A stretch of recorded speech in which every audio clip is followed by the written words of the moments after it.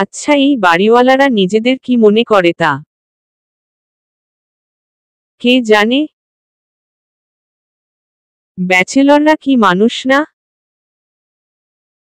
নাকি এলিয়েন যে এদের বাড়ি ভাড়া দেয়া যাবে না? ব্যাচেলরদের বাড়ি ভাড়া দিল কি ওদের বাড়ি জাহান্নাম বানাই ফেলবে? নাকি ব্যাচেলর ছেলেরা বাড়ি ভাড়া নিতে আসে এদের মেয়েদের সাথে প্রেম করতে? এতই যখন ভয়, তাহলে বাড়ি ভাড়া দিতে চাই কি জন্য? আর ব্যাচেলরদের কাছে যদি বাড়ি ভাড়া না দেয় তাহলে আমরা কোথায় যাব? বাড়ি ভাড়া নিতে আসলেই আগে শুনবে ব্যাচেলর কিনা। মনে হয় একটা বউ থাকা আবশ্যক, অসহ্য বউ যেন একটা বিরাট সার্টিফিকেট, এটা না হলে নয়। এদিকে নিজেই খাইতে পড়তে পারি না ঠিকমতো, তার উপরে যদি একটা বউ নামক প্যারা ঘাড়ে আসে তাহলে তো একেবারেই শেষ, জীবনটা তেজপাতা বানাই ফেলবে। এমন যদি হতো যে বউ থাকলে বাড়ি ভাড়া 50% নিত, কিন্তু তা নিবে না, একটা পয়সাও কম নিবে না। যাই হোক, এত কষ্টে যে বাড়িটা ভাড়া পাইছি এজন্য আলহামদুলিল্লাহ। বাড়িটা ভাড়া পাইছি, কিন্তু ব্যাচেলর বলে যে ভাড়া তার থেকেও বেশি। কিন্তু কি আর করা, উপায় ছিল না, বাড়ি তো পাওয়াই যায় না। তাই বেশি হলেও এটাকে হাতছাড়া করলাম না। আজকের মধ্যে একটা বাসা খুব দরকার ছিল, নয়তো কি যে হতো আল্লাহ জানে। বাড়িটা ভাড়া নিতে পেরে যেন এভারেস্ট জয় করার মতো আনন্দ হচ্ছে। সেই দুপুর থেকে রুমটা গোছাচ্ছি, মাত্র শেষ হলো, কিন্তু বিকাল হয়ে গেছে গোছাতে গোছাতে। ওই বাসা থেকে জিনিসপত্র আনা, তারপর এই রুমে এনে গোছানো, উফ অফ, কি ঝামেলার একটা কাজ। ভাল্লাগে না এত বাসা পাল্টাতে চাইছিলামও না, কিন্তু না পাল্টালে উপায় ছিল না, যার কারণে পাল্টাতেই হলো। যাই, এখন একটু ফ্রেশ হয়ে ঘুমাবো, অনেক ক্লান্ত লাগছে। তারপর ফ্রেশ হয়ে শুয়ে পড়লাম। কখন যে ঘুমিয়ে গেছি টেরই পাইনি। যখন ঘুম ভাঙল দেখলাম সন্ধ্যা হয়ে গেছে। তাড়াতাড়ি করে উঠে ফ্রেশ হয়ে 1 কাপ চা বানালাম। আপাতত চা খেয়েই থাকতে হবে, কারণ রান্না বান্না করা হয়নি এখনো। রাতের খাবারটা রেস্টুরেন্ট থেকেই খেয়ে আসতে হবে, তারপর কাল থেকে নিজেই রান্না বান্না করে নিব। চা বানানো শেষ, চাটা হাতে নিয়ে রুম থেকে বের হলাম। আমার রুমটা ছাদের উপর হওয়াতে অনেক ভালো হয়েছে, যখন খুশি ছাদে হাঁটা চলা করা যাবে। আগে যে বাসাতে থাকতাম সেখানে ছাদে এক প্রকার উঠতেই দিত না, শুধু জামা কাপড়গুলো শুকানোর জন্য একটু যেতে দিত, কিন্তু তাও বাড়িওয়ালার কাছ থেকে চাবি এনে তারপর ছাদে যেতে হতো। এখানে অবশ্য সেই ঝামেলাটা নেই। ভাবতে ভাবতে চায়ে চুমুক দিলাম। বাহ, চাটা তো দারুণ হইছে। তারপর ছাদটা ঘুরে ঘুরে দেখতে লাগলাম। ছাদটা অনেক বড় আর অনেক সুন্দর। একপাশে বেশ বড় করে একটা ফুলের বাগান, অনেক রকমের ফুল ফুটেছে তাতে, দেখতে বেশ সুন্দর লাগছে। সেই ফুলের সৌরভ চারিদিকে ছড়িয়ে পড়েছে। অনেক রকমের ফুল, কিন্তু গোলাপ ছাড়া আর একটাও চিনলাম না। ছাদের অন্য পাশের ধার দিয়ে অনেক রকমের ফল গাছ, আরও কি কি গাছ যেন লাগানো আছে তাও চিনলাম না। আকাশে আজকে চাঁদ নেই, তবুও হালকা জ্যোৎস্না আছে, আর আকাশে ছড়ানো আছে মুঠো মুঠো তারা। সব মিলিয়ে দারুণ একটা পরিবেশ। হাতের চা কখন শেষ হলো বুঝতেই পারলাম না। তারপর ওখানে দাঁড়িয়ে কেটে গেল অনেকটা সময়। না, এখন আর এই সুন্দর পরিবেশটাও আর সুন্দর লাগছে না আমার কাছে। তার কারণ অনেক খিদা লেগেছে। খাইছি সেই দুপুরের আগে, আর খাওয়ার সময় হয়নি। পেটের ভিতর এখন হাতুড়ি পিটাচ্ছে। খিদা লাগলে সুন্দর জিনিস কেউ সুন্দর লাগে না, অসহ্য লাগে সব কিছু। এজন্য হয়তো লোকে বলে পেট শান্তি থাকলে দুনিয়া শান্তি। এখন হোটেলে যেয়ে পেট পূজাটা সারতে হবে, কিন্তু ইচ্ছাই করতেছে না এখন হোটেলে যেয়ে খাইতে। বাড়িতে থাকলে কত ভালো হইতো, যখন ইচ্ছা তখন মায়ের হাতের রান্না খাওয়া যাইতো। কিন্তু এখানে তো আর তা হবে না। কি আর করা, যাইতে হবে সেই হোটেলে। সারা রাত তো আর না খেয়ে থাকা যাবে না। চায়ের কাপটা হাতে নিয়ে রুমে দিকে হাঁটতে লাগলাম। রুমে ঢুকেই জোরে একটা চিৎকার দিয়ে উঠলাম। ঠিক তখনই ও আমার হাতটা ধরে বিছানার উপর বসালো, আর একটা হাত দিয়ে আমার মুখ চেপে ধরল, যেন চিৎকার করতে না পারি। তারপর বলল, তুমি আমাকে দেখে ভূত দেখার মতো এমন চিৎকার দিয়ে উঠলে কেন? আমাকে দেখে কি তোমার ভূত পেতনির মতো লাগে? কিছু বলতে পারলাম না। কি বলবো, মাথায় কিছু আসতেছে না। মাথাটা ভারী ভারী লাগতেছে। তারপরও কিছু বলতে যাবে, ঠিক তখনই দরজায় ঠকঠক শব্দ হলো। তখন ও বলল, দেখো দরজায় কে যে এসেছে। কি বলে শুনে এসো। আমি হুম বলে দরজার কাছে চলে গেলাম। দরজা খুলে দেখি বাড়িওয়ালা হাজির। হয়তো আমার চিৎকার শুনেই এসেছে। কি হইছে বাবা, এত জোরে চিৎকার করে উঠলে কেন? বলল বাড়িওয়ালা। কি বলবো বুঝতে পারছি না। আচমকা চিৎকার দেওয়াটা আমার মোটেই ঠিক হয়নি, কিন্তু কি বা করব, হঠাৎই ওকে আমার রুমে দেখেই চিৎকারটা বেরিয়ে এলো। আমাকে চুপ করে থাকতে দেখে বাড়িওয়ালা আবার বলল, কি হলো বাবা, চুপ করে আছো কেন? কোনো সমস্যা হলে আমাকে বলতে পারো। আমি কি বলবো এখন? ওর কথা তো বাড়িওয়ালাকে বলা যাবে না। আমি বললাম, কিছু না আঙ্কেল, আসলে রুমটা গোছাতে যেয়ে আচমকা একটা তেলাপোকা উড়ে এসে গায়ের উপর পড়ল, আর তাতেই ভয় পেয়ে চিৎকার দিয়ে ফেলেছি। পুরুষ মানুষ তেলাপোকা দেখে ভয় পাইতে হয়? আমি তো ভাবলাম কি নাকি বিপদ হলো, আর তাই ছুটে চলে আসলাম, বলল বাড়িওয়ালা। আসলে বাড়িওয়ালার কথা শুনে আরো অনেক লজ্জার ভিতর পড়ে গেলাম। আর কি বা বলতাম বাড়িওয়ালাকে? অন্য কিছু বলতে গেলে আরো বানিয়ে অনেক মিথ্যা বলতে হতো আমাকে। আমি বললাম, আসলে আঙ্কেল হঠাৎই এসে পড়ল তো তাই। আর কি? হুম, বুঝতে পারছি। আচমকা কিছু হলে এমনই হয়। আর তাছাড়া এই রুমটা অনেক দিন ধরে বন্ধ ছিল, তাই হয়তো তেলাপোকা এসেছে এখানে।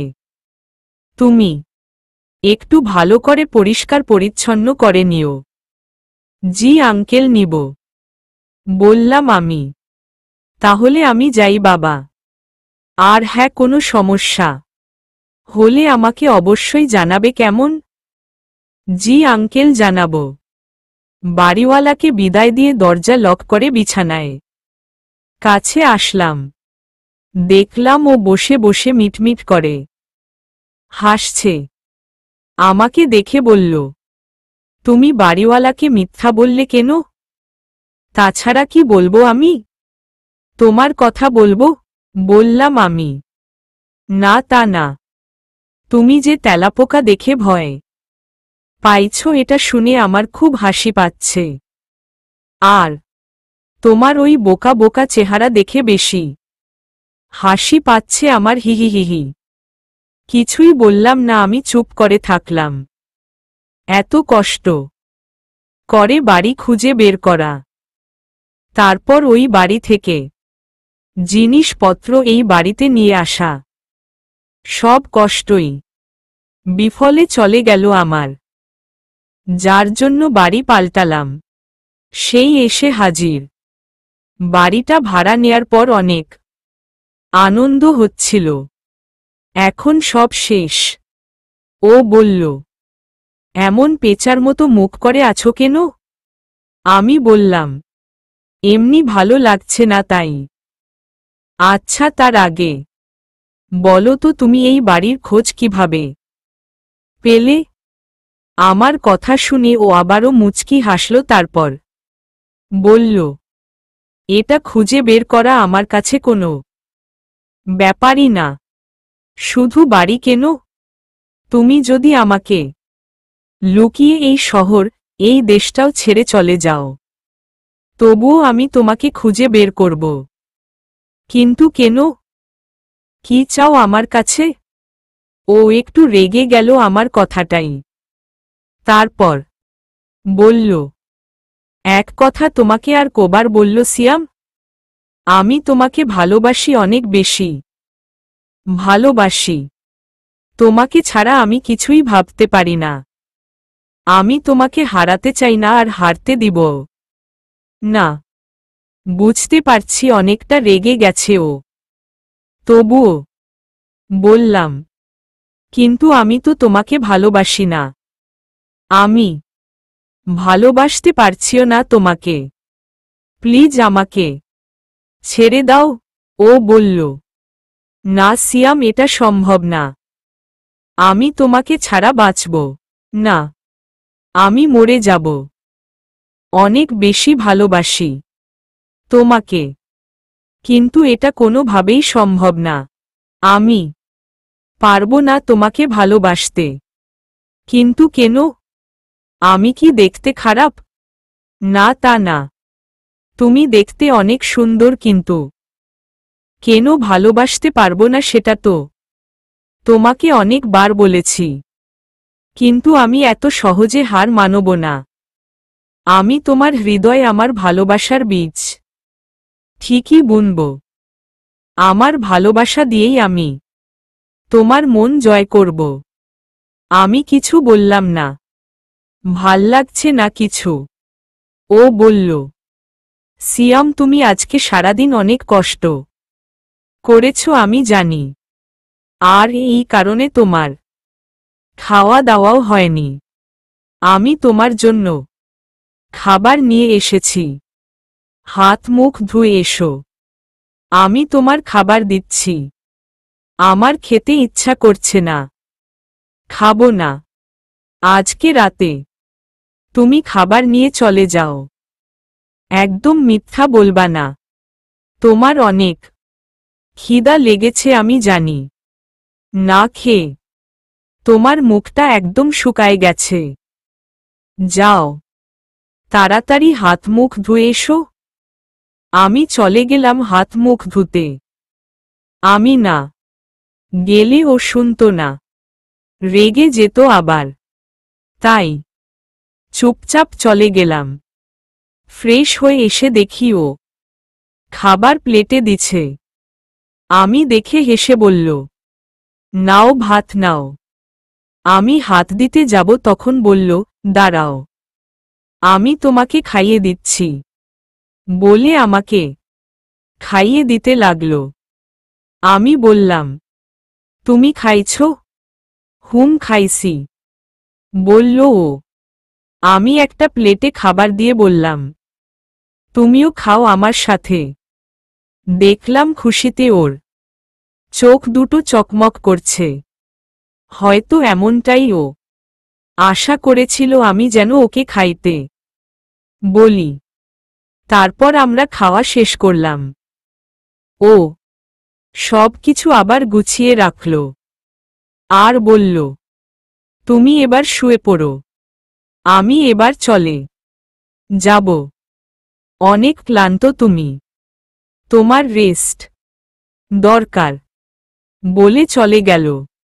আমি শুয়ে আছি কিন্তু ঘুম আসতেছে না।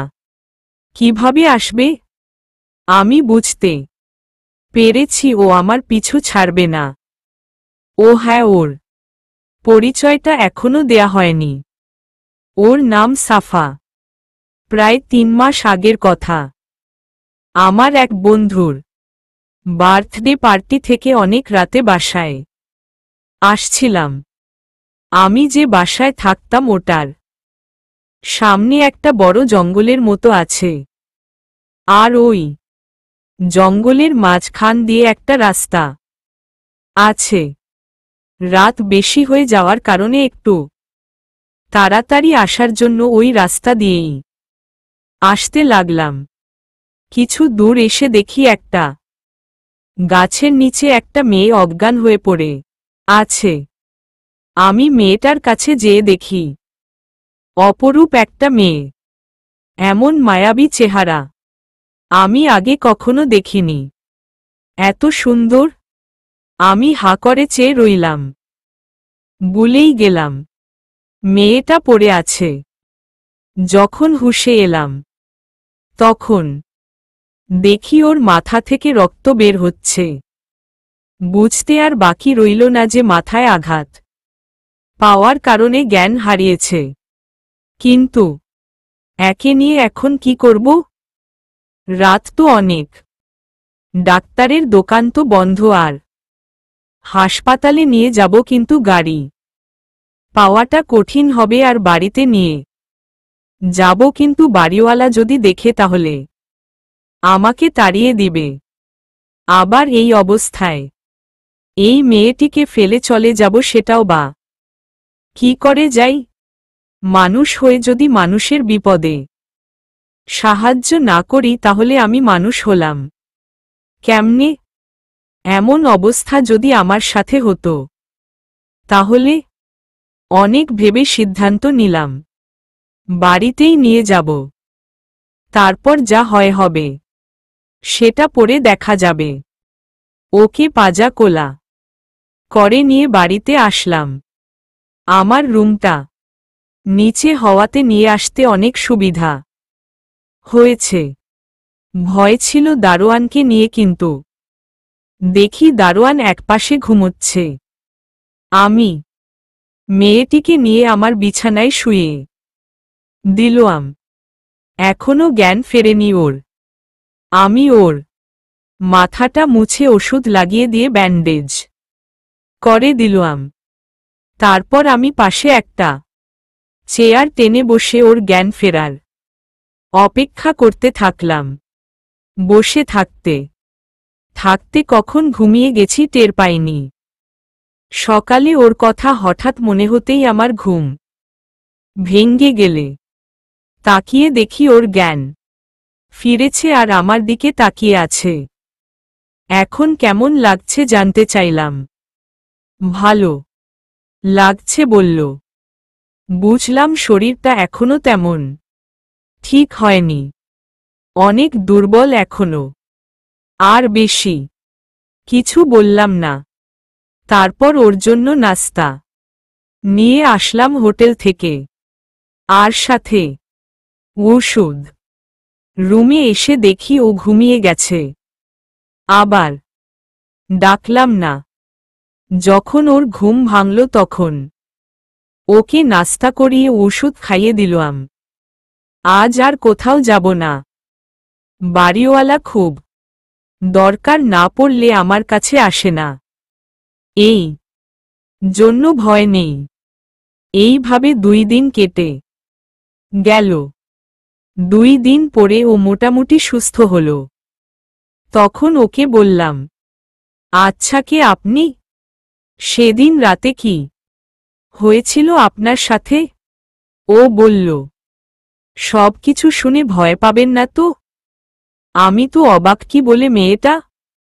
ভয় পেতে যাব কেন? আমি বললাম, না ভয় পাবো কেন? ভয়ের কি আছে বলেন আপনি?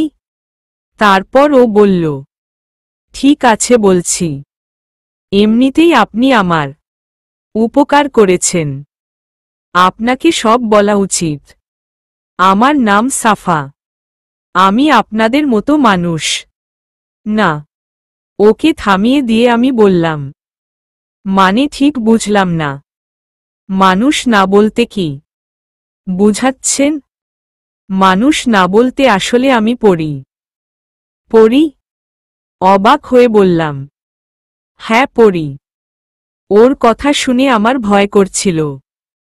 ও যে পড়ি এটা ভেবে না, ভয়টা পাচ্ছি এটা ভেবে যে ওর মাথায় আঘাত পাওয়ার কারণে হয়তো ওর মাথায় সমস্যা দেখা দিচ্ছে।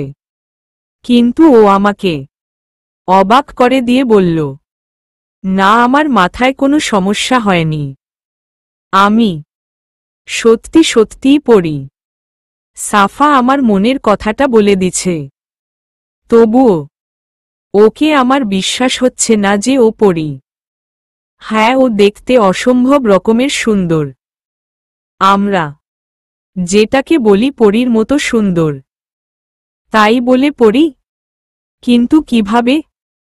জলিজ্জান্ত একটা মেয়ে আমার সামনে বসে আছে, আর সে কিনা বলে আমি পড়ি। হাসি পেল একটু। আমি বললাম, আচ্ছা আমি শুনেছি পরীদের ডানা থাকে, কিন্তু আপনার তো কোনো ডানা দেখতেছি না। পরীদের ডানা থাকে এটা সত্য। আর আপনি যে আমার কথা বিশ্বাস করছেন না, এটা আমি বুঝতে পারছি। আসলে আমাদের যে ডানা থাকে, এই ডানা সব সময় আমরা দৃশ্যমান করে রাখি না, অদৃশ্যই থাকে। যখন দরকার হয় তখন এটা বের করি। আবার ডানা বাদেও আমরা চলতে পারি। ডানা ছাড়াও যদি চলতে পারেন তাহলে ডানা থাকার দরকার কি? সাফা আমার কথায় একটু মুচকি হাসি দিয়ে বলল, ডানাটা আমাদের জন্ম থেকেই থাকে, এটা তো আমরা বাদ দিতে পারি না। আর তাছাড়া ডানা অনেক কাজে লাগে আমাদের, এটা আমাদের একটা অঙ্গ।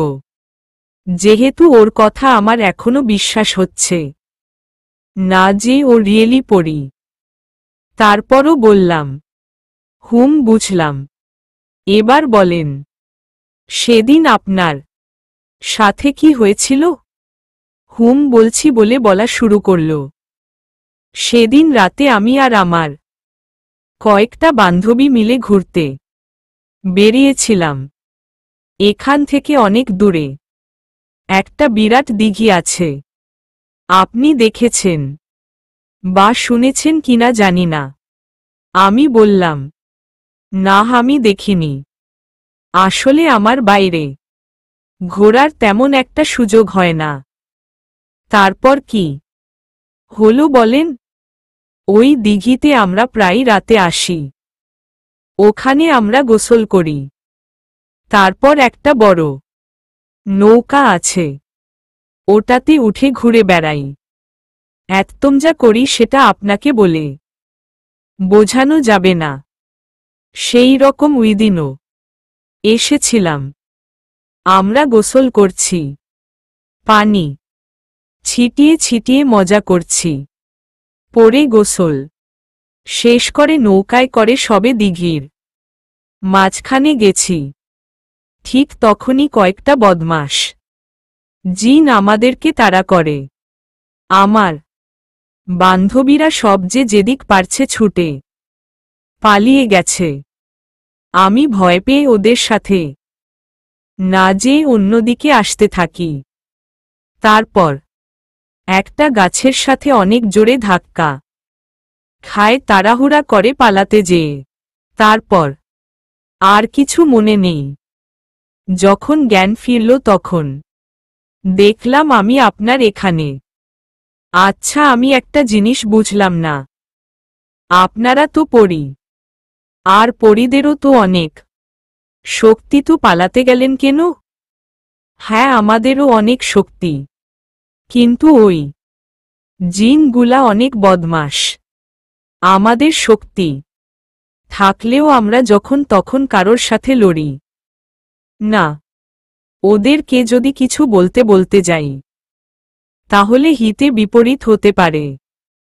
ওরা কাঁঠালে আঠার মতো আমাদের পিছু লেগে থাকবে, আর এমনটা হলে সেটা কি ভালো লাগে? আপনাদের এখানে যেমন বখাটে ছেলেরা আছে যারা মেয়েদের উত্ত্যক্ত করে একটা পৈশাচিক আনন্দ পাই, আমাদের ভিতরও ঠিক এমন কিছু জিন আছে। আমি একটু মজা করে বললাম, আচ্ছা সাফা, আপনি কি আমাকে আপনার ডানা দুটো একটু দেখাবেন? আমি বুঝতে পারছি এখনো আপনার বিশ্বাস হচ্ছে না আমার কথা, আর তাই আমার ডানা দেখে শিওর হতে চান আসলেই আমি পড়ি কি না, তাই না? ওর কথায় খানিকটা লজ্জা পেলাম। আমি বললাম, না তা না, আসলে আমি তো কখনো পড়ি দেখিনি, তাই আর কি। আপনি যেহেতু আমার উপকার করেছেন, আপনাকে আমি ডানা দেখাব, তবে আজ না, অন্য কোনো দিন। ওর সাথে কথা বলতেছি এমন সময় দরজা নক করার শব্দ হল। বাড়িওয়ালা এসেছে, আমি ভিতরে আছি কিনা জানতে চাইল। আমার মনে পড়ল বাড়ি ভাড়ার টাকাটা দিতে হবে, আর এই কারণে এসেছে। কিন্তু আমি এখন কি করব? সাফাকে কোথায় লুকিয়ে রাখব? যদি বাড়িওয়ালা ওকে দেখে ফেলে তাহলে কি হবে? তখনই সাফা বলল, আমাকে কোথাও লুকানোর দরকার নাই, আপনি দরজা খুলে দেন, আমাকে উনি দেখতে পাবে না। কি বলেন? দেখতে পাবে না মানে? আমি যেহেতু দেখতে পাচ্ছি সেহেতু উনিও দেখতে পাবে না। উনি দেখতে পাবে না, আমি আপনাকে দেখা দিচ্ছি বলেই আপনি দেখতে পাচ্ছেন, নয়তো পারতেন না। আমরা যাকে দেখা দিব শুধুমাত্র সেই দেখতে পাবে, অন্য কেউ না। আপনি নিশ্চিন্তে দরজা খুলতে পারেন। আমাকে আর কিছু বলার সুযোগ না দিয়ে এক প্রকার জোর করে পাঠিয়ে দিল। দুরু দুরু বুকে দরজাটা খুলে দিলাম আমি। হ্যাঁ, আমার অনুমানই ঠিক দেখলাম। বাড়িওয়ালা এসেছে এই মাসের ভাড়াটা নিতে। বাড়িওয়ালাকে ভাড়ার টাকাটা দিয়ে দিলাম। উনি টাকা নিয়ে চলে গেল। কিন্তু অবাক করা বিষয় হলো উনি সাফাকে দেখতেই পাইনি। দেখলে তো অবশ্যই বলতো, একটা ব্যাচেলর ছেলের ঘরে একটা মেয়ে কেন? কে ও? এই সব নানা প্রশ্ন। তাহলে কি সাফা সত্যিই পড়ি? মনে মনে বললাম আমি। এখন একটু একটু ভয় লাগছে আমার। আর ভয় লাগাটাই স্বাভাবিক। মানুষ হইলে না হয় একটা কথা ছিল। আমি ভয়ে ভয়ে ওর কাছে এসে দাঁড়ালাম। আমাকে দেখে ও বলল, কি এবার বিশ্বাস হয়েছে আপনার? আমি আমতা আমতা করে বললাম, হ্যাঁ হইছে। কি ব্যাপার, আপনি কি ভয় পাচ্ছেন? না, ভয় পাচ্ছি না, কিন্তু ঠিকই ভয় পাচ্ছি আমি। ও আমাকে বলল, আমাকে ভয় পাবার কোনো কারণ নেই। আমি আপনার কোনো ক্ষতি করব না। সেদিন কিছু সময় থেকে আমার কাছ থেকে বিদায় নিয়ে চলে গেল ও, কারণ ও তখন অনেকটা সুস্থ।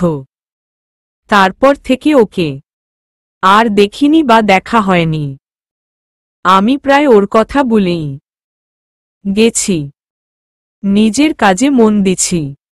একদিন হঠাৎ সাফা আমার রুমে আসলো। সেদিন ওকে আরো অনেক বেশি সুন্দর লাগছিল।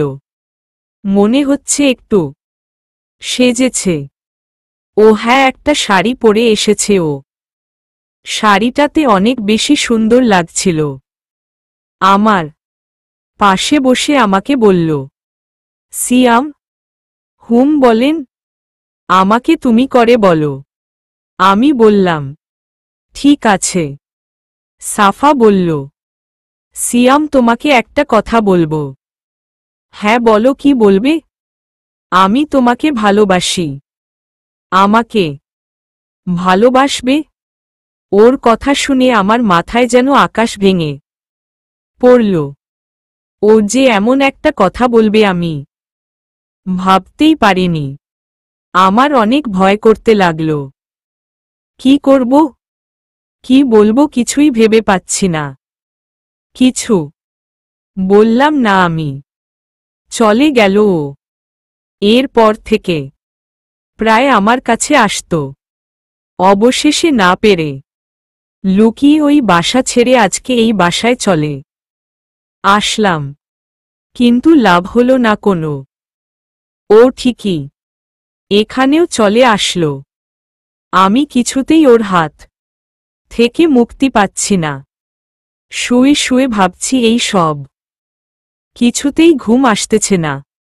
যে আনন্দ নিয়ে এই বাড়িতে আসলাম, সে আনন্দ আমার মাটি হয়ে গেল সাফাকে দেখে। ভাবতে ভাবতে কখন যে ঘুমিয়ে পড়েছি তা টেরই পাইনি।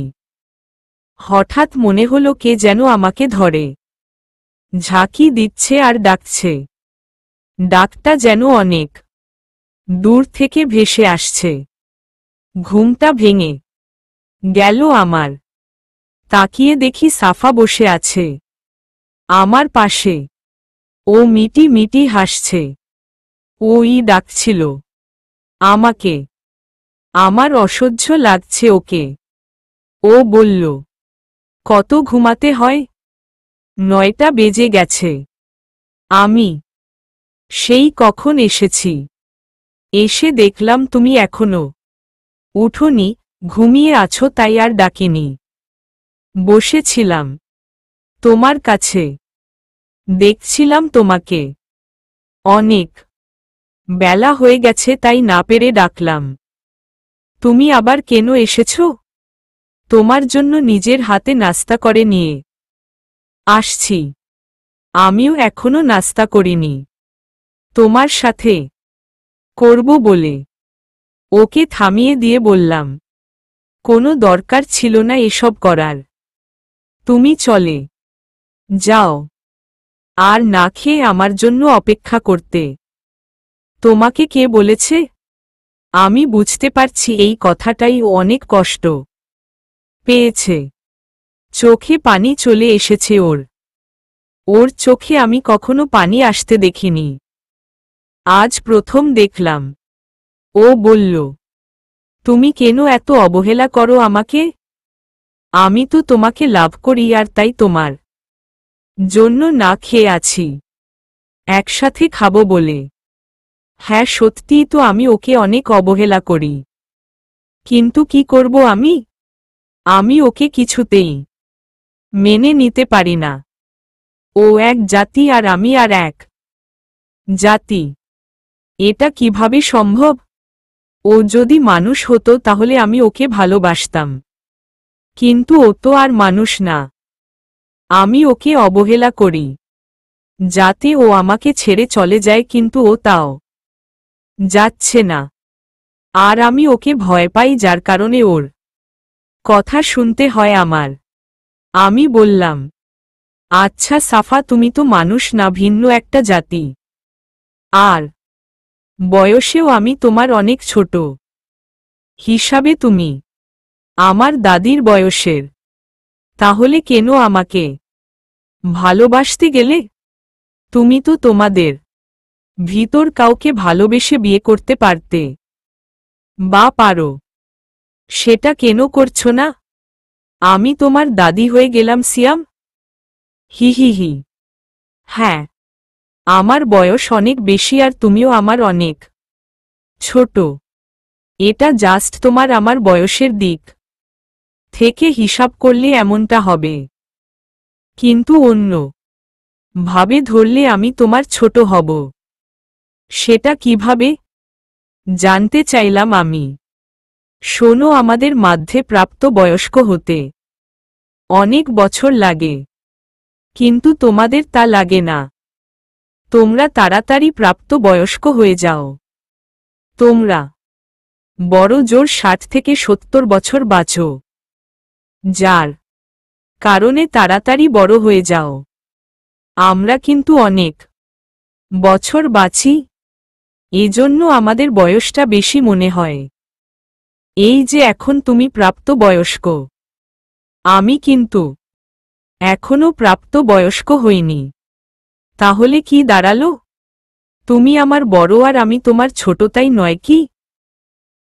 তা না হয় বুঝলাম, কিন্তু আমাকে ভালোবাসতে গেলে কেন? তোমাদের ভিতরে কাউকে কেন বাসলে না? আমি কখনোই ভাবিনি আমি মানুষ জাতির কাউকে ভালোবাসবো বা বিয়ে করব। প্রেম ভালোবাসা আমার মাথায় আসেনি কোনো দিন। কিন্তু সেদিন যখন তুমি আমাকে নিয়ে এসে সেবা যত্ন করে আমাকে সুস্থ করে তুললে, আমার কোনো ক্ষতি করলে না, তোমার এই সরল মন দেখে তোমাকে আমার কেমন ভালো লেগে যায়। আমি তোমার কাছ থেকে বিদায় নিয়ে যখন চলে যায়, আমি কিছুতেই শান্তি পাচ্ছিলাম না।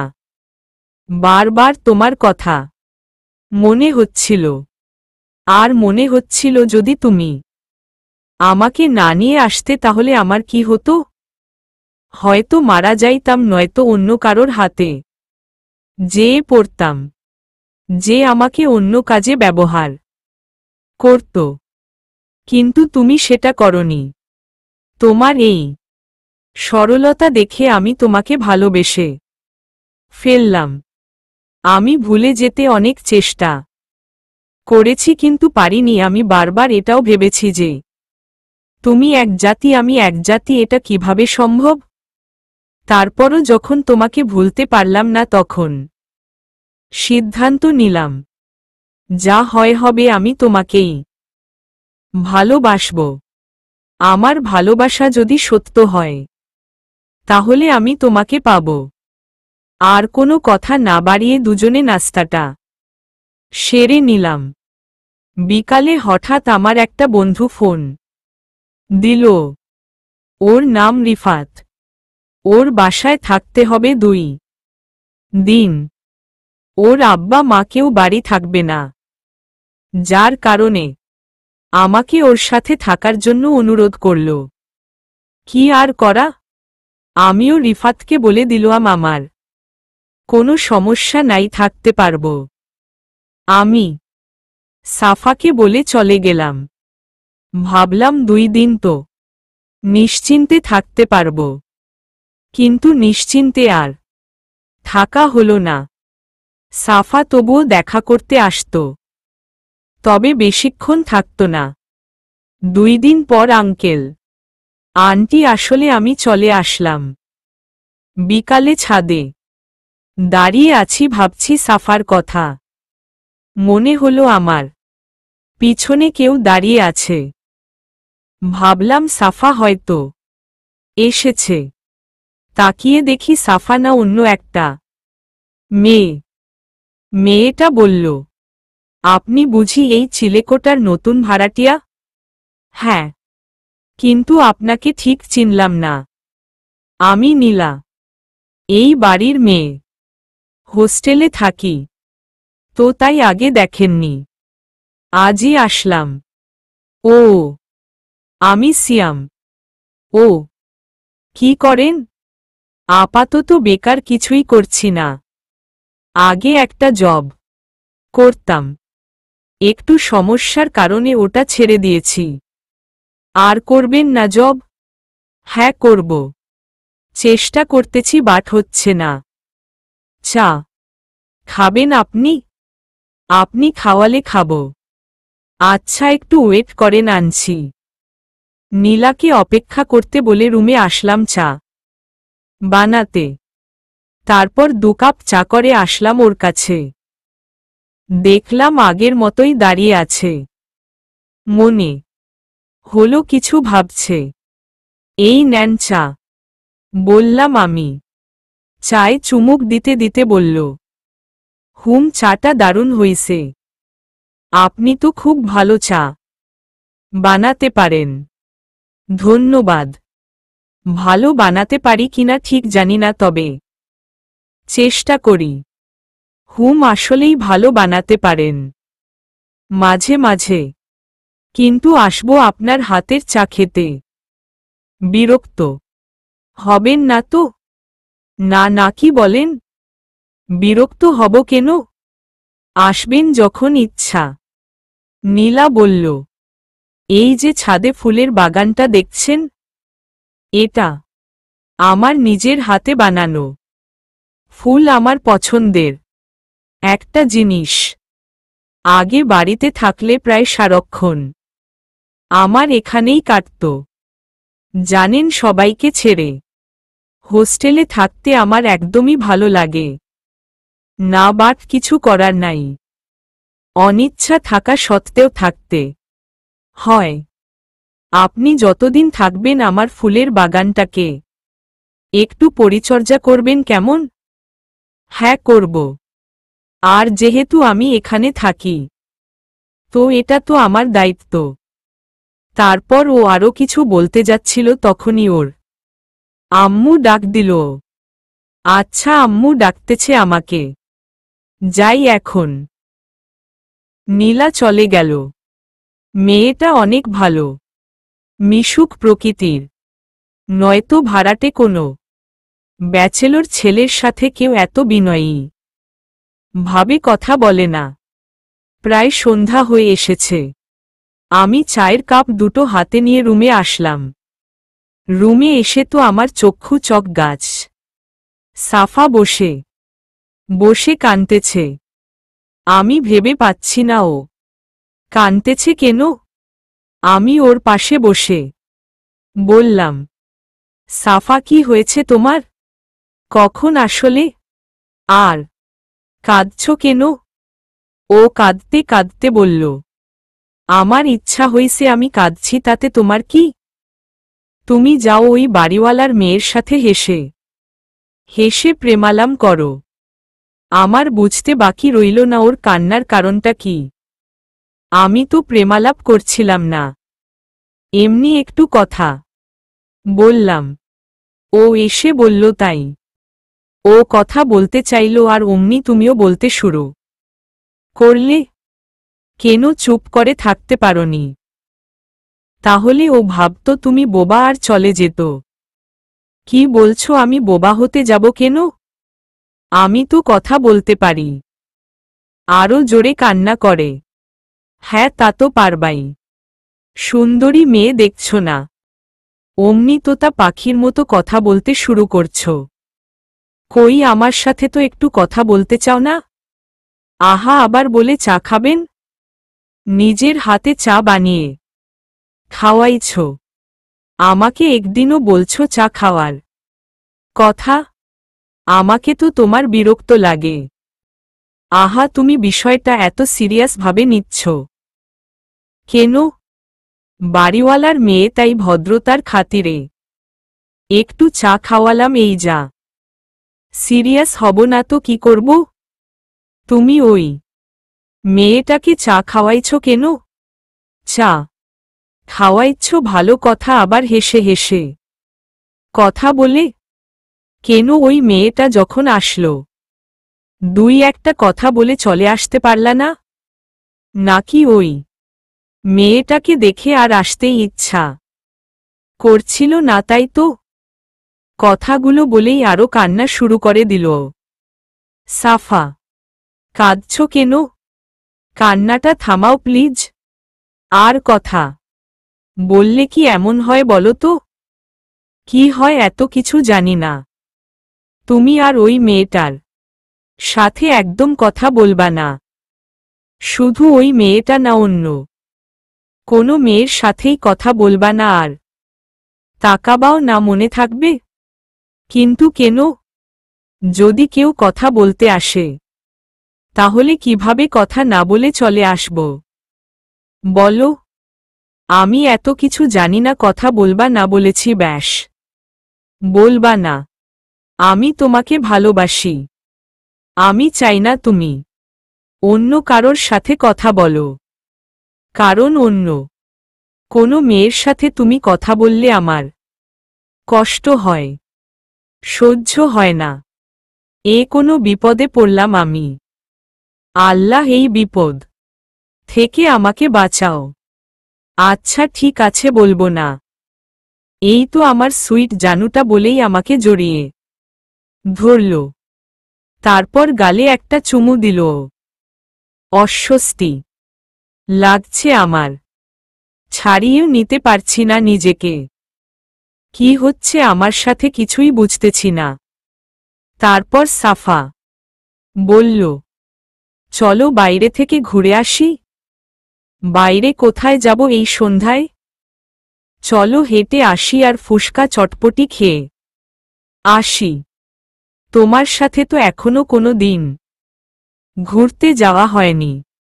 চলো যাই। আমি জানি আমি যদি এখন বলি যাব না, তবুও শুনবে না, আমাকে নিয়েই যাবে। আমি যেন আর আমার নেই, নিজের চাওয়া পাওয়ার কোনো মূল্য নেই। রাস্তা দিয়ে হাঁটছি ওর সাথে। বললাম একটা রিকশা নিতে, কিন্তু রাজি হল না। হাঁটাতে নাকি অনেক মজা, কিন্তু আমার তো মজা লাগছে না। ও আমার একটা হাত ধরল। হাত ধরলে কেন? সবাই দেখছে তো। কি ভাববে সবাই? মানুষ কি ভাবল তাতে আমার কিছু আসে যায় না। আমার ধরতে ইচ্ছা হইছে, আমি ধরছি। আর তুমি এত বেশি কথা বলো কেন? কই বেশি কথা বললাম? শুধু তো বললাম হাত ধরলে কেন এই রাস্তার মাঝে? হইছে হইছে, এবার চুপ করো। চলো ওই চটপটির দোকানটাতে যাই। চলো বললাম আমি। চেয়ারে বসতে বসতে বললাম, মামা আমাদের দুজনের জন্য চটপটি আর ফুসকা দেন। ঝাল একটু কম দিবেন। আমার কথা শুনে শুনে চটপটিওয়ালা কেমন ভাবে দেখছে আমাকে। এমন ভাবে দেখার কি আছে বুঝলাম না। আমি বললাম, কি হলো মামা, দিলেন না? মামা আপনের কি শরীরটা একটু খারাপ? আচার্য, আমার শরীর খারাপ হবে কেন? আমি তো ঠিক আছি। আপনি এত কথা না বাড়িয়ে আমাদের জন্য চটপটি আর ফুসকা নিয়ে আসেন। সাফা, তুমি কি ঝাল কম খাও নাকি বেশি? সাফার কাছে জানতেই চাইলাম, মামা আপনি কার লগে কথা কইতাছেন? আমি তো কাউরে দেখি না। আবার কন আমাগো দুইজনের জন্য ফুসকা চটপটি নিয়ে আসেন, কিন্তু এই হানে তো আপনি ছাড়া আর কেউ নাই।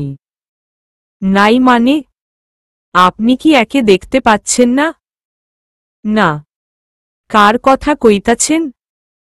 তখনই দেখি সাফা মুচকি মুচকি হাসতেছে। আমি বুঝে গেছি ও আমার সাথে ফাইজলামি করছে। রাগ করে উঠে হাঁটতে লাগলাম আমি। সাফাও পিছু পিছু চলে আসলো। এমন করার মানেটা কি? ওই লোকটা তো আমাকে পাগল ভাবছিল। রাগ করে বললাম আমি। সাফা বলল, তোমার সাথে একটু মজা করলাম। তা রাগ করছো কেন? রাগ করব না তো কি করব? আচ্ছা সরি, আর এমন করব না। চলো চটপটি খেয়ে আসি। না যাব না আমি। চলো না প্লিজ জজ। ঠিক আছে চলো, কিন্তু ওই দোকানে না, অন্য একটা দোকানে চলো। ওকে চলো। ফুসকা চটপটি খেয়ে হাঁটছি আমরা। আমার অনেক ঝাল লেগেছে। অল্পতেই ঝাল লাগে আমার। কিন্তু ওর কিছু হলো না। আমার থেকে অনেক বেশি ঝাল খেয়েছে ও। ঝাল বেশি না নিলে নাকি খাইতে মজা লাগে না। কিছু দূর হাঁটার পর দেখি একটা সান বাঁধানো বিশাল পুকুর। বসার জায়গা আছে অনেক সুন্দর। সাফা আমাকে টেনে নিয়ে গেল ওখানে। তারপর ওখানে এক জায়গায় সাফা আর আমি পাশাপাশি বসলাম। আকাশে আজকে বড় একটা চাঁদ আছে। চাঁদের আলোতে চারপাশ অনেক সুন্দর লাগতেছে। এই রাতের বেলাও পুকুরের পানিতে 2-3টা হাঁস ভেসে বেড়াচ্ছে। এই হাঁসের জন্য পানিতে ছোট ছোট ঢেউয়ের সৃষ্টি হচ্ছে, আর সেই ঢেউয়ের পানির মধ্যে চাঁদের প্রতিবিম্বটাকে রূপার মতো ঝিকমিক করতে দেখা যাচ্ছে। সে এক অপরূপ দৃশ্য। সাফা আমার কাঁধে মাথা রেখে বসে আছে, দেখছে চারপাশের দৃশ্য। সাফা বলল, সিয়াম, তুমি কি আমাকে এখনো ভালোবাসতে পারোনি? কি বলবো এখন আমি? পেরেছি তাই বলবো। কিন্তু আমি তো মেনে নিতে পারছি না এই কথাটা। ওকে কিভাবে বলি? আমি তো বলতে পারছি না ওকে। কি ভাববে ও? যদি কষ্ট পাই, যদি কান্না করে? সাফা, বাদ দাও না এখন এই সব। আচ্ছা ঠিক আছে, বাদ দিলাম। এখন কি করবা এখানে? বসে থাকবা না অন্য কোথাও যাবা? অন্য কোথাও না, বাসায় যাব। আর ভাল লাগছে না। সাফা বলল, এখনই বাসায় যাবা? তার চেয়ে চলো আজকে তোমাকে একটা জিনিস দেখাই। কি জিনিস জানতে চাইলাম আমি। তুমি একদিন বলেছিলে না আমার ডানা আছে কিনা, আর দেখতেও চাইছিলা, মনে আছে? আমি বললাম, হ্যাঁ মনে আছে তো। আজকে তোমাকে আমার ডানা দেখাবো, তারপর তোমাকে নিয়ে এই পূর্ণিমার রাতের আকাশে ঘুরব। বলতে বলতে সাফার পিঠের দুপাশ থেকে দুটো বিশাল বিশাল ডানা বের হয়ে গেল। ডানা দুটোর রং সাদা। সাফাকে দেখতে এখন অন্যরকম লাগছে। ডানার জন্য আমার একটু ভয় ভয় লাগতেছে। সাফা পাখির মতো ডানা ঝাপটালো, তারপর বলল, সিয়াম, আমাকে পেছনে থেকে জড়িয়ে ধরো। কিভাবে? ডানার জন্য আমার ভয় লাগতেছে। আমি ধরতে পারবো না। উড়তে হবে না।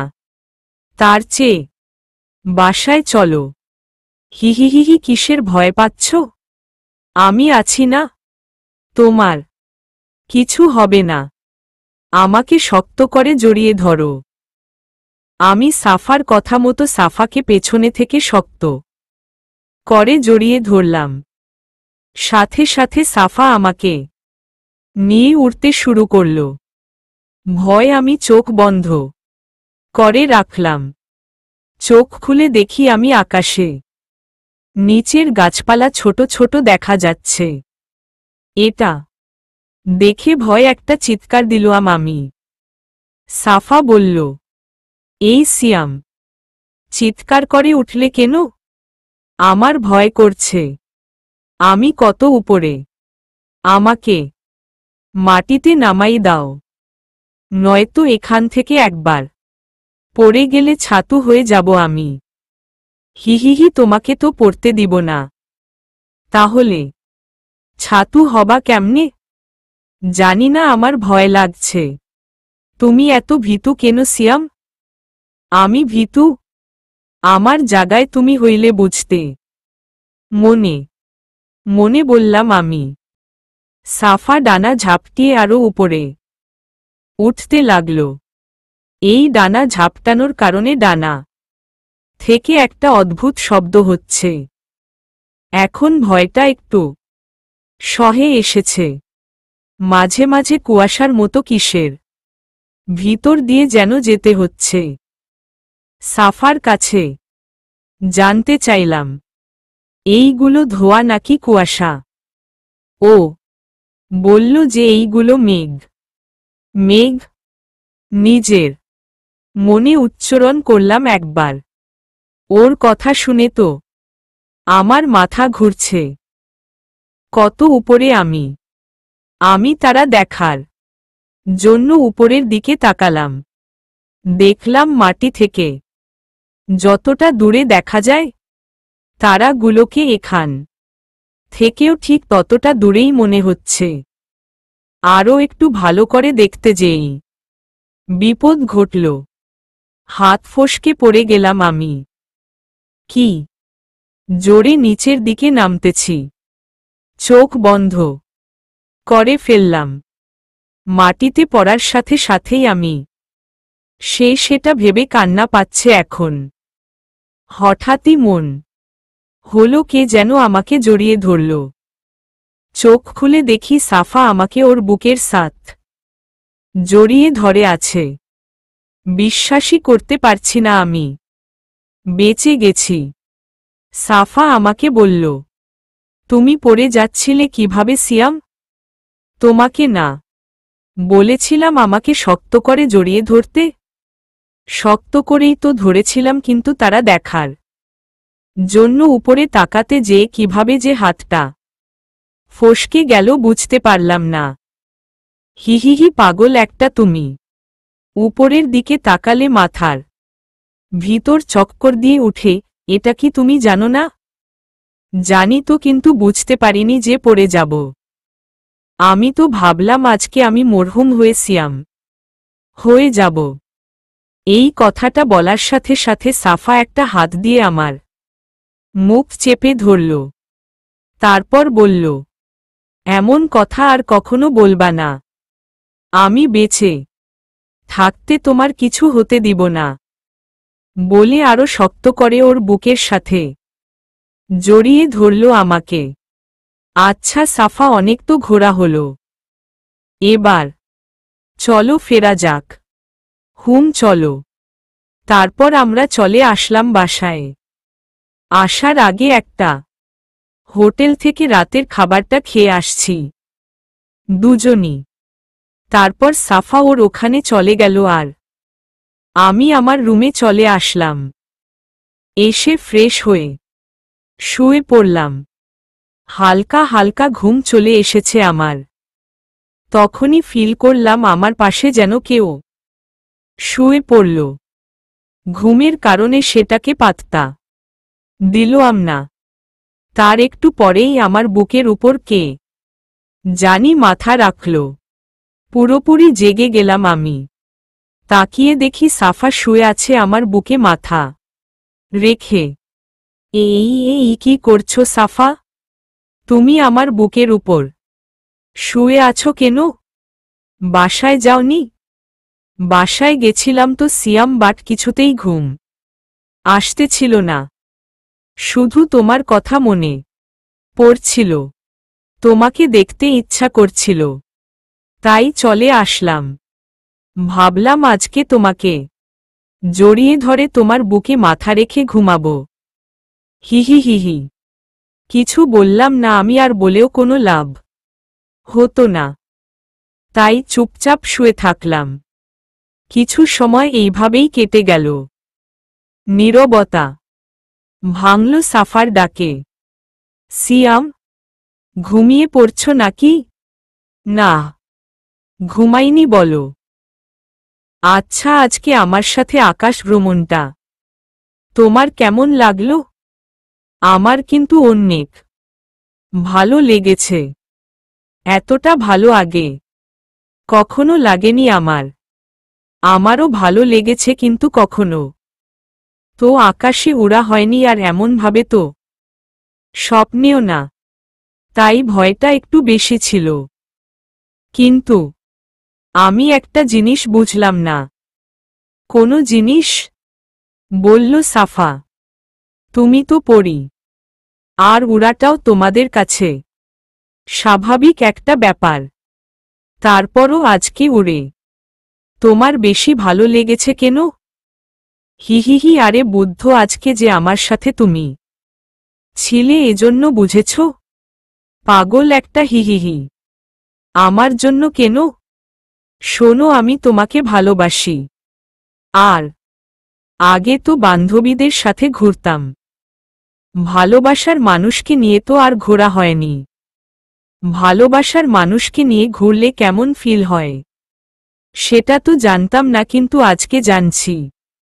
তোমার সাথে হাঁটাহাঁটি করা, ফুসকা চটপটি খাওয়া, রাতের আকাশে ভ্রমণ করা, সব শেষে রেস্টুরেন্টে রাতে ডিনারটা করা, সব মিলে আজকের দিনটা আমার কাছে স্পেশাল একটা দিন।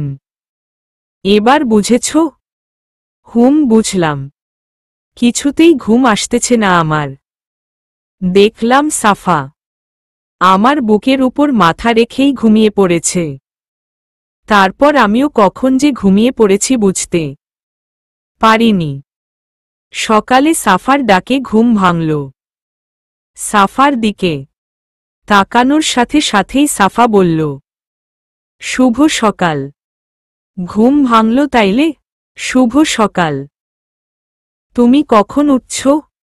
আমি তো সেই কখন উঠছি। উঠে ফ্রেশ হলাম, তারপর নাস্তা বানালাম তোমার জন্য। ও হ্যাঁ, কালকে বাজার করে এনেছিলাম আমি চাল, ডাল, ডিম, আটা। আটা নিয়ে আসা রুটি বানানোর জন্য। আমি সাফাকে বললাম, এইগুলো যে আনছি তুমি কিভাবে দেখলে? দেখলাম কিছু আনছো কি না, না আনলে তো অন্য ব্যবস্থা করতে হতো আমাকে। কিন্তু খোঁজার সাথে সাথে পেয়ে গেলাম, তাই রুটি আর ডিম ভাজি করছি এখন। ও আচ্ছা। এবার উঠো, উঠে ফ্রেশ হয়ে এসো, একসাথে খাবো।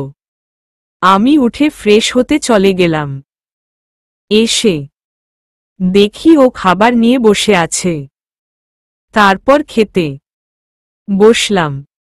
সাফা বলল, কেমন হইছে রুটি বানানো? আসলে আমি আগে কখনো রুটি বানাইনি। অনেক সুন্দর হইছে। ওর মন রক্ষার্থে বলা, না, আসলেই অনেক মজা হইছে। ধন্যবাদ সুইটহার্ট, হিহিহি। খাওয়া শেষ হলে সাফা সবকিছু গুছিয়ে রেখে চলে গেল। আবার কখন আসবে এটা বলে যায়নি। ওর যখন মন চাইবে তখনই চলে আসবে, এটা তো আমি জানি।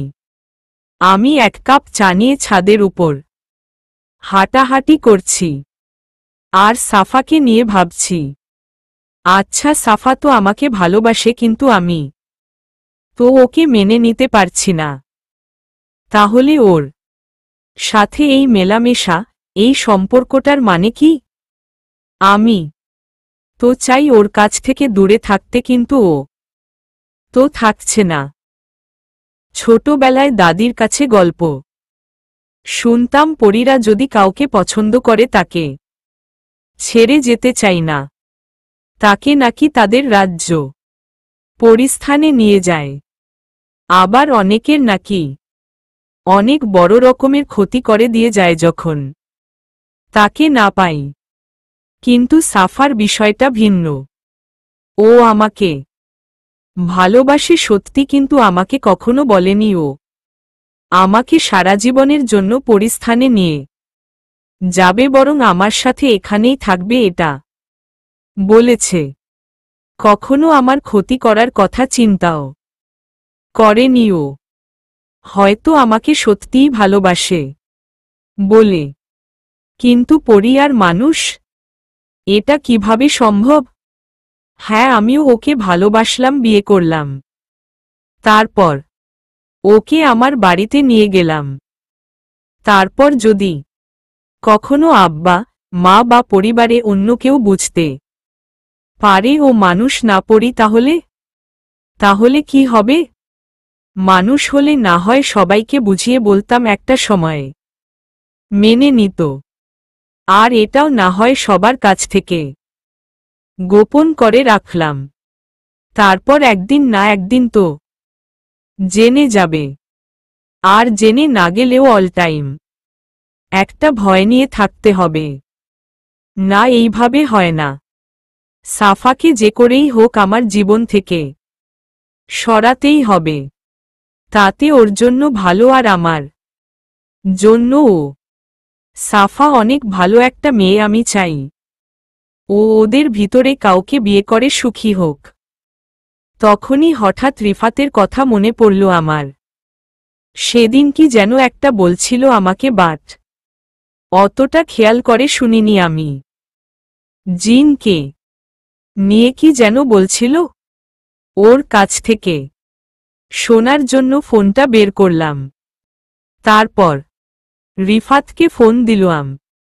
রিং হচ্ছে বাট ধরছে না। শালা, ফোন রেখে কই গেল? এবার রিসিভ হলো। তারপর রিফাত বলল, কিরে সিয়াম, কি মন করে ফোন দিলই রে আজকে? শালা, তোর কাছে কি ফোন ও দেয়া যাবে না নাকি? দিশি না তো প্রয়োজন ছাড়া, এজন্য বললাম। রিফাত, তুই ও না? হাহাহা, সরি দোস্ত, মজা করলাম। এখন বল, কেমন আছিস? ভালোই। তোর কি অবস্থা? এই তো চলে যাচ্ছে একরকম। আচ্ছা রিফাত, তুই যে ওই দিন জিন নিয়ে কি যেন বলছিলি আমাকে? জিন নিয়ে মানে? আরে গাধা, জিন আর তোর ভাবির কথা কি একটা? ও হ্যাঁ, আমার একটা ভাবিকে জিনে আছর করছিল। উনাকে নাকি জিনে নিয়ে চলে যাবে। তাই তো আব্বা আর মা গেছিল ভাবিকে নিয়ে একটা তান্ত্রিকের কাছে। আমি বললাম, তান্ত্রিকের কাছে কেন? তান্ত্রিক ভাবির কাছ থেকে ওই জিনটাকে তাড়িয়ে দিবে তাই। এখন তোর ভাবির কি অবস্থা? ওই জিন কি তোর ভাবিকে ছেড়ে চলে গেছে? হ্যাঁ, গেছে। আচ্ছা দোস্ত, তুই ওই তান্ত্রিকের অ্যাড্রেসটা আমাকে মেসেজ করে দিস তো। অ্যাড্রেস নিয়ে তুই কি করবি সিয়াম? এমনি যদি কখনো দরকার হয় তাই রেখে দিব। আচ্ছা ঠিক আছে, দিব। আচ্ছা দোস্ত, তাইলে রাখছি এখন। ভালো থাকিস তুই। রিফাতের সাথে কথা বলে ফোনটা রেখে দিলাম। সাফার কথা এখনো কাউকে জানাইনি আমি। জানালে কেউ বিশ্বাসই করত না, আরও অনেক ঝামেলায় পড়তে হতো, এটা ভেবে কাউকে বলিনি। হঠাৎ ফোনের মেসেজ টোনটা বেজে উঠল। দেখলাম রিফাত তান্ত্রিকের ঠিকানাটা দিয়ে একটা মেসেজ দিছে। তাড়াতাড়ি করে রুমে চলে গেলাম। তারপর রেডি হয়ে তান্ত্রিকের উদ্দেশ্যে রওনা হলাম। দেরি করতে চাচ্ছি না আমি, এজন্য আজই যাচ্ছি। তান্ত্রিকের কাছে যখন পৌঁছালাম তখন 3টা বাজে। দেখলাম উনি চোখ বুজে বসে আছে, হয়তো ধ্যানে বসেছে।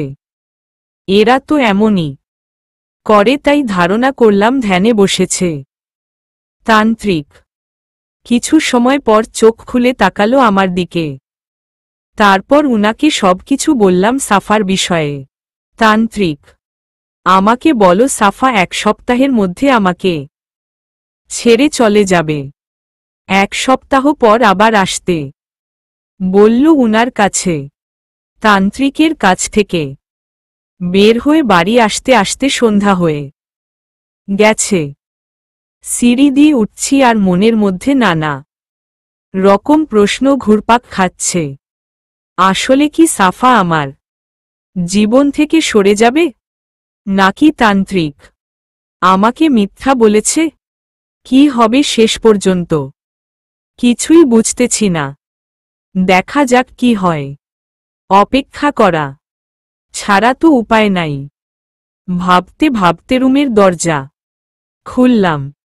দরজা খুলে ভিতরে সাফাকে দেখে চমকে গেলাম। আজকে একটু অন্যরকম ভাবে সেজেছে এসেছে ও। পরনে নীল শাড়ি, নীল টিপ, নীল চুড়ি আর চোখে কাজল। অদ্ভুত রকমের সুন্দর লাগছে ওকে, নীল পরীর মতো সুন্দর। কিন্তু চোখের কাজল লেপ্টে চোখের চারপাশে লেগে আছে, আর চোখটাও অনেকটা ফোলা ফোলা। তাহলে কি কেঁদেছে ও? কিন্তু কেন? আমাকে দেখে বলল, ও সিয়াম তুমি এসেছ? এত দেরি করলে কেন? জানো সেই কখন থেকে তোমার জন্য অপেক্ষা করছি। অপেক্ষা কেন? ও ভুল হয়ে গেছে, তোমার জন্য তো অপেক্ষা করা যাবে না, কারণ তুমি তো আমাকে ভালোইবাসো না। জানো আজকে তোমার জন্য সেজে এসেছিলাম, কারণ তোমার তো নীল রং পছন্দ, তাই নিজেকে নীল রঙে রাঙিয়ে নীলিমা বানিয়ে এসেছিলাম তোমাকে সারপ্রাইজ দিব বলে। কিন্তু কাকে সারপ্রাইজ দিব? যে আমাকে ভালোইবাসে না তাকে? যে আমাকে তাড়ানোর জন্য তান্ত্রিকের কাছে গেল তাকে? কান্না করতে করতে কথাগুলো বলছে সাফা আর চোখের পানি মুছছে। চোখের কাজল এখন সারা মুখে ছড়িয়ে আছে, কালো দেখা যাচ্ছে ওকে। একটু থেমে আবার বলতে শুরু করল, জানো সিয়াম অনেক ভালোবাসি তোমাকে, কিন্তু আজ যখন জানতে পারলাম আমাকে তোমার বিরক্ত লাগে, আমাকে তোমার জীবন থেকে তাড়িয়ে দেয়ার জন্য তান্ত্রিকের কাছে গেছ, তখন নিজেই নিজেকে বিশ্বাস করাতে পারছিলাম না যে আমার সিয়াম আমাকে তাড়াতে চাই। অনেক কেঁদেছি আমি, আমার লাইফে এত কান্না কখনো কাঁদিনি। আমি কাঁদলাম কেন? আমার ভালোবাসা কি ভুল ছিল, নাকি যাকে ভালোবাসলাম সেই মানুষটা ভুল ছিল? আমার ভালোবাসা ভুল ছিল না, আমার ব্যর্থতা। আমি তোমার মনে আমার জন্য ভালোবাসা সৃষ্টি করতে পারিনি। হেরে গেলাম আমি, হেরে গেল আমার ভালোবাসা। আমি বুঝতে পেরেছি সিয়াম জোর করে ভালোবাসা হয় না, তাই আমি তোমার জীবন থেকে চিরদিনের জন্য দূরে চলে যাচ্ছি। কখনো ভালোবাসার দাবি নিয়ে তোমার সামনে আসব না। ও হ্যাঁ ভেবেও না ওই তান্ত্রিকের ভয় আমি চলে যাচ্ছি, কারণ আমি যদি না চাই এমন কেউ নেই যে এই সাফাকে তাড়াবে। কিন্তু আমি থেকে কি করব? তুমি তো আমাকে চাওই না। ভালো থেকো সিয়াম, নিজের দিকে খেয়াল রেখো আর একটা ভালো মেয়ে দেখে বিয়ে করে নিও, যে তোমাকে আমার থেকেও বেশি ভালোবাসবে। আমি ওর কথা শুধু চুপচাপ শুনেই যাচ্ছি, কিছুই বলতে পারছি না বা বলার মতো কোনো ভাষা খুঁজে পাচ্ছি না আমি। তারপর সাফা ফের বলতে লাগল, জানো সিয়াম, অনেক আশা ছিল তোমাকে বিয়ে করব, সংসার করব, আমাদের কিউট কিউট বাবু হবে, কিন্তু তা তো আর হলো না। অনেক বেশি আশা করলে তা কখনো পূরণ হয় না, তাই না? আমি এবারও চুপ, কারণ এই কথাটার উত্তরও আমার জানা নাই। সিয়াম, হুম বলো। আমি চলে যাচ্ছি, আর কখনো আসব না তোমার সামনে। যাবার আগে তোমাকে একবার জড়িয়ে ধরতে ইচ্ছা করছে। একবার জড়িয়ে ধরতে দিবা আমাকে? কথাটা বলেই আমাকে শক্ত করে জড়িয়ে ধরল সাফা। ও অনেক কান্না করছে। ওর চোখের পানিতে আমার জামা প্রায় ভিজে গেছে। অনেক খারাপ লাগতেছে আমার। নিজেকে বড় ধরনের সেলফিশ মনে হচ্ছে। তারপর সাফা বলল, সিয়াম, আমি এবার চলে যাচ্ছি। ভালো থেকো। কথাটা বলেই সাফা আমার চোখের সামনে অদৃশ্য হয়ে গেল। সাফা চলে যাবার পর নিজেকে অনেক একা একা লাগছে। কিছুই ভালো লাগছে না। রাতে না খেয়েই শুয়ে পড়লাম। বারবার সাফার কান্না ভেজা মুখটা চোখের সামনে ভেসে উঠতেছে। অনেক খারাপ লাগতেছে। অনেক বড় অন্যায় করে ফেলেছি সাফার সাথে। তাছাড়া কি বা করার ছিল আমার? সাফা চলে যাবার পর থেকেই ওর কথা বেশি বেশি মনে পড়ছে। রাতে ঘুমিয়ে অদ্ভুত একটা স্বপ্ন দেখলাম সাফা একটা ফাঁকা মাঠের মধ্যে বসে আছে আর ফুফিয়ে ফুফিয়ে কান্না করতেছে। ওর হাতে দেখলাম লাল রক্তের মতো কি, মনে হচ্ছে রক্ত।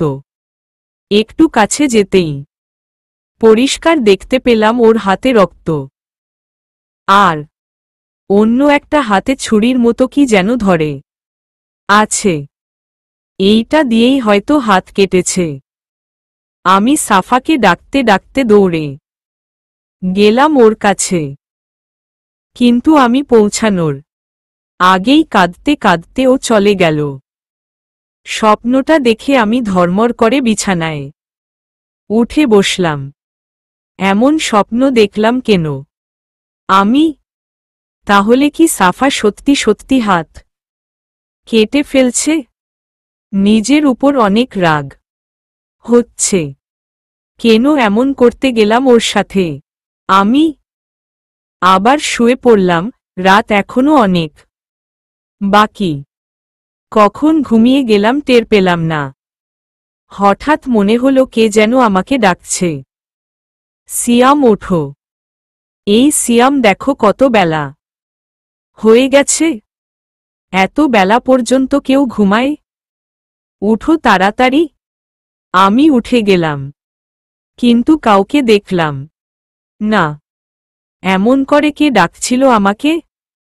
এমন করে তো সাফা ডাকত আমাকে, কিন্তু ও তো চলে গেছে।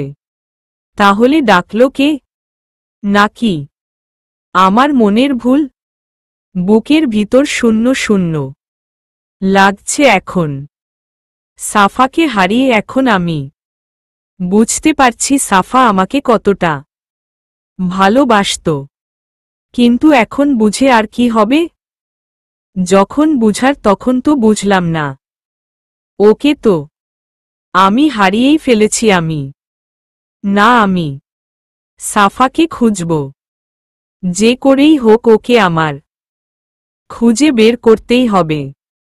খুঁজে বের করে ওর কাছে আমি ক্ষমা চাইব। ওকে হারিয়ে তারপর বুঝতে পারলাম ওকে আমি ভালোবেসে ফেলেছি। আমি বের হয়ে গেলাম বাসা থেকে। খুঁজতে হবে যেখানে যেখানে ওর সাথে ঘুরছি। ওই তো সেই সান বাঁধানো পুকুরটা। এই তো এখানে বসে সাফা আর আমি সেদিন রাতে বসেছিলাম। আর আজ আজ ও আমার থেকে কত দূরে। আমারই দোষে ও আজ চলে গেছে। ভেবেছিলাম হয়তো এখানে ওকে দেখতে পাবো, কিন্তু পেলাম না। অনেক ডাকাডাকি করলাম, তবুও সাফা এলো না। বসে থেকে উঠে চলে আসলাম। রাতে হালকা কিছু খেয়ে বেরিয়ে পড়লাম। যেখানে ও অজ্ঞান হয়ে পড়েছিল সেখানে, কিন্তু ওখানে যেয়েও নিরাশ হয়ে ফিরে আসতে হলো। সাফা হারিয়ে গেছে আমার জীবন থেকে। সত্যি সত্যিই হারিয়ে গেছে। ঠিকই করেছে ও। আমার মতো একটা সেলফিশের সাথে ও কেন থাকবে, যে শুধু ওকে কষ্ট আর অবহেলা ছাড়া কিছুই দিতে পারেনি। বুক ফেটে কান্না চলে আসতেছে আমার। বার বার মনে হচ্ছে, সাফা তুমি ফিরে এসো, একটিবার আমার কাছে ফিরে এসো। আমি তোমাকে আর কখনো কোনো কষ্ট দিব না। ও আসবে না আর, আমার সাফা আর আসবে না। জানি না ও কেমন আছে। তখনই সেই তান্ত্রিকের কথা মনে পড়ল আমার। আমি দেরি না করে চলে গেলাম ওই তান্ত্রিকের কাছে, যে উনাকে সব খুলে বললাম সাফাকে আবার আমার জীবনে ফিরিয়ে এনে দিতে। তান্ত্রিক বলল, এটা আমার পক্ষে আর সম্ভব না। আমি আর তাকে আনতে পারবো না। যদি ও নিজের ইচ্ছায় আসে তাহলে হবে, নয়তো আমার পক্ষে আর ফিরিয়ে আনা সম্ভব না। তান্ত্রিকের ওখানে যে আশা নিয়ে গেলাম, উনার কথা শুনে শেষ আশাটুকুও শেষ হয়ে গেল। সাফাকে ফিরে পাবার আর কোনো চান্স নাই। আজ 1 সপ্তাহ ধরে ওকে খুঁজে চলেছি, কিন্তু কোথাও পেলাম না। রাস্তা দিয়ে হাঁটছি আর সাফার কথা ভাবছি। কি ভাই, মরতে আমার রিকশার নিচে আসতেছেন কেন? রিকশার নিচে পড়ে তো মরতে পারবেন না, শুধু শুধু আমাকে মারবেন। মরার দরকার হলে বড় বড় গাড়ি আছে, বাস, ট্রাক, ট্রেন, ওইগুলোর নিচে পড়েন, খুব সহজেই মরতে পারবেন। যত সব পাগলের দল। রিকশাওয়ালা অনেকগুলো কথা বলল আমাকে।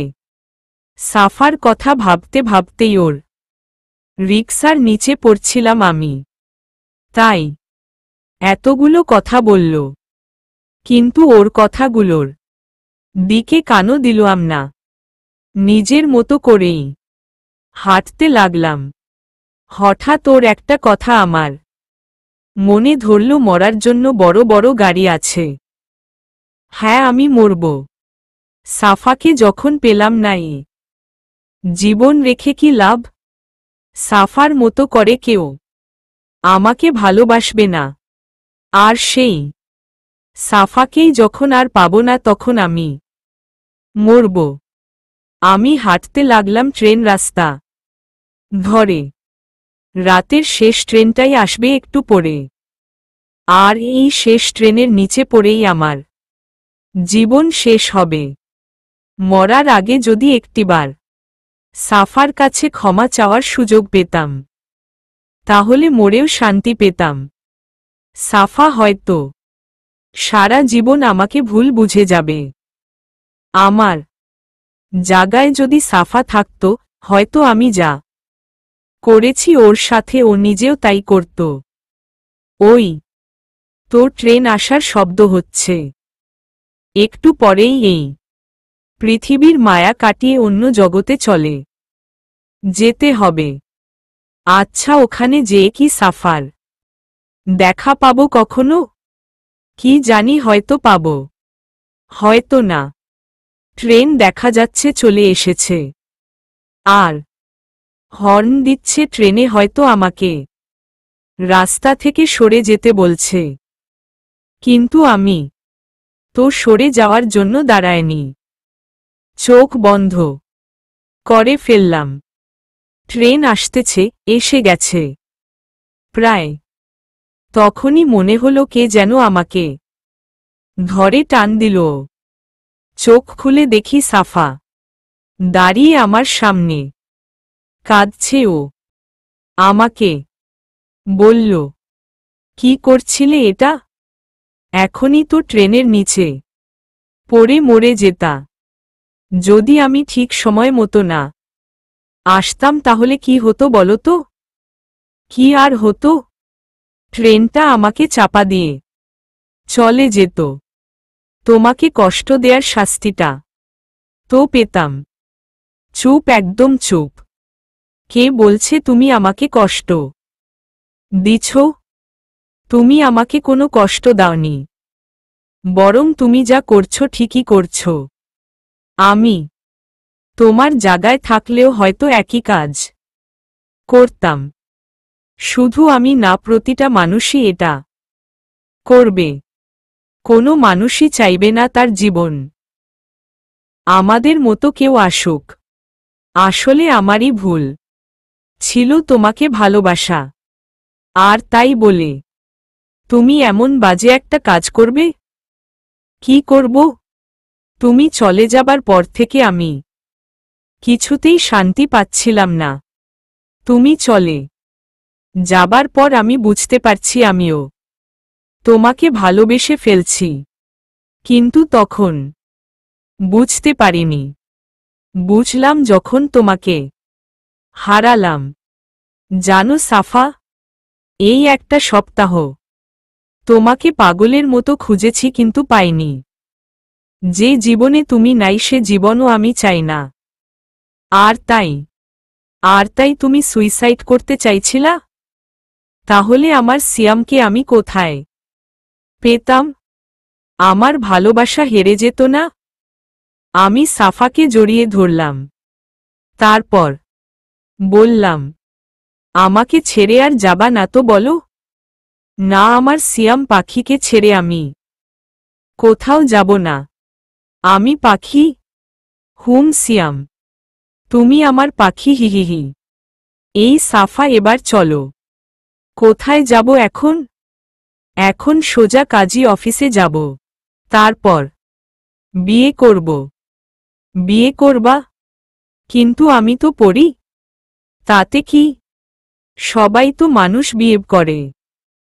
আর আমি না হয় পড়ি বিয়ে করলাম। আর তাই তো তুমি হবে আমার পরি বউ। আর তাই তো তুমি হবে আমার সিয়াম পাখি। হি হি হি। সমাপ্ত।